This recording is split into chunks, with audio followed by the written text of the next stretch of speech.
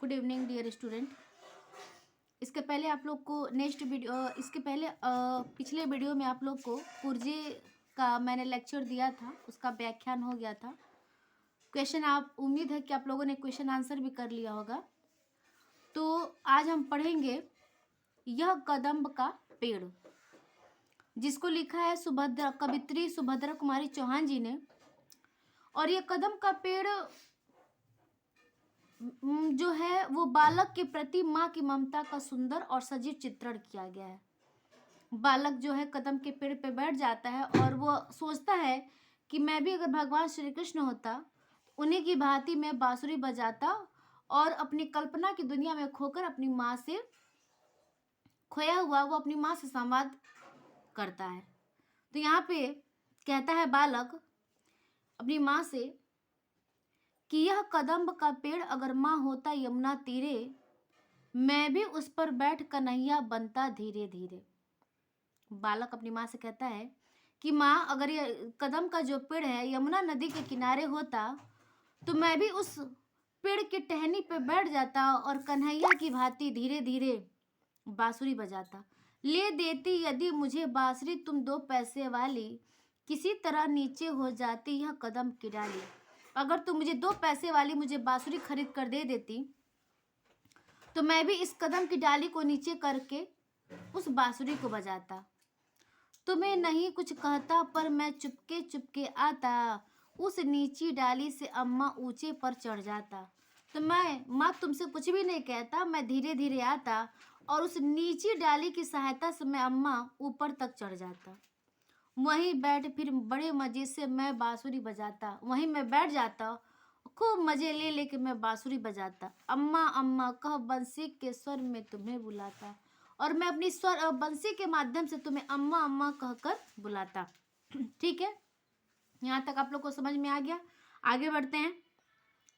सुन मेरी वसी को माँ तुम इतनी खुश हो जाती, तुम भी मेरी बंसी की धुन को सुनकर माँ तुम खुश हो जाती।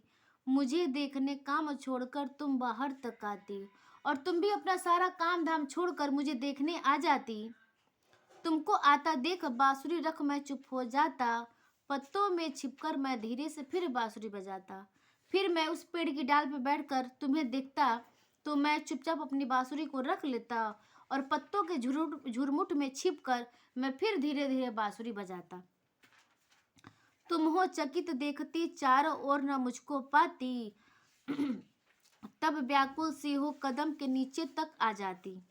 तुम भी परेशान हैरान परेशान होकर मुझे चारों तरफ न पाकर मुझे चारों तरफ देखती और व्याकुल होकर इस कदम के पेड़ के नीचे आ जाती।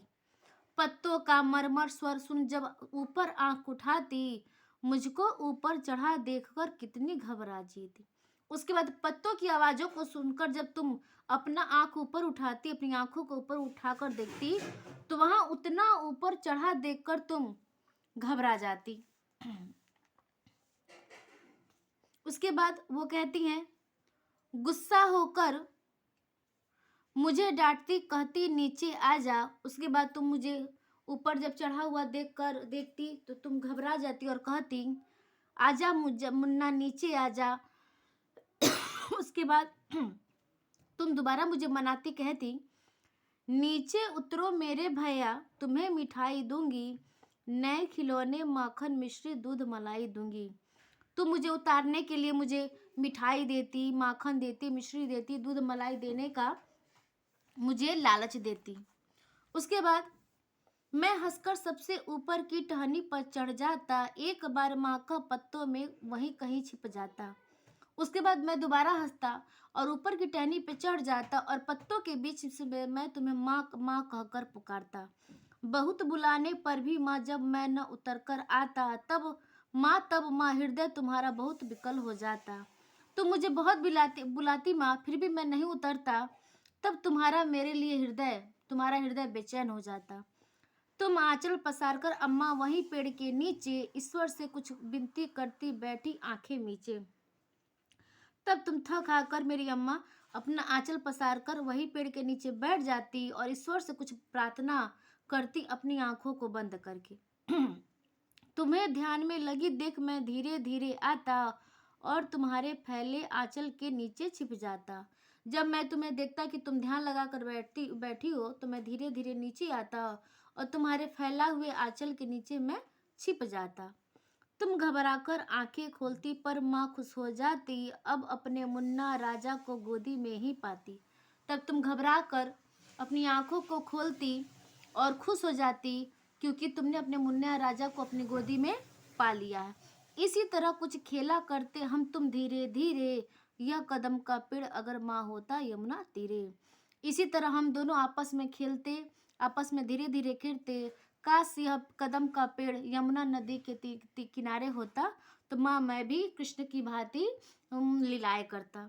ये एक बालक और उसके माँ के बीच की संवाद हो रही है। जो बालक कल्पना की दुनिया में खो के इतनी सारी बातों को सोच रहा है कि अगर मैं भी भगवान श्री कृष्ण होता तो ये सारी घटनाएं, ये सारी लीलाएं करता। और उम्मीद है कि आप लोग को ये समझ में आ गया होगा। आप लोग को अगर कहीं भी कोई भी डाउट होगा तो आप मुझसे कमेंट करके पूछ सकते हैं। और इसका क्वेश्चन आंसर आप लोग मुझे लिख के सेंड कर दीजिएगा। और कोई भी दिक्कत होगा तो मुझे मैसेज कर सकते हैं। आज के लिए केवल इतना ही। धन्यवाद।